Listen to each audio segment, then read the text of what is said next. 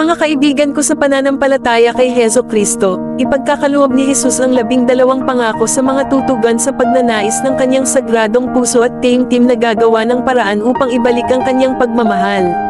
Ito ang mga biyayang matatanggap sa mga taong magiging deboto sa sagradong puso ng ating Panginoong Hesus. Pakinggang mabuti. Una, bibigyan ko sila ng mga biyayang kailangan sa kanilang estado sa buhay. Pangalawa, magtatatag ako ng kapayapaan sa kanilang mga tahanan. Pangatlo, pag-agaanan ko ang kanilang mga pagdurusa. Pang-apat, ako ang kanilang magiging kanlungan ng kaligtasan sa kanilang buhay at, higit sa lahat, sa kanilang kamatayan.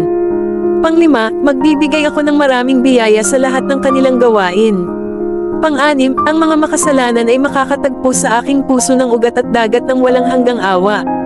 Pampito, ang mga maligamgam na kaluluwa ay magiging masigasig. Pangwalo, ang mga kaluluwang masigasig ay mabilis na iangat sa kasakdalan. Pangsyam, pagpapalain ko ang bawat lugar kung saan ang larawan ng aking sagradong puso ay nakalantad at pinaparangalan. Pangsampo, bibigyan ko ang mga pari ng kakayahan upang dampian ang mga tumigas na puso. Pang-11, ang mga pangalan ng mga magsusulong ng debosyong ito ay masusulat sa aking puso.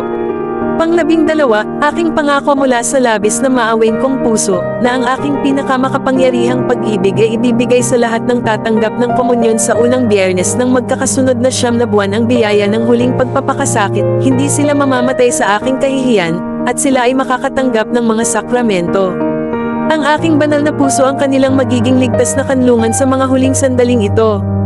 Ipalaganap mo ang debusyong ito at kawan nawa tayo ng ating mapagmahal na Panginoong Hesus. Amen.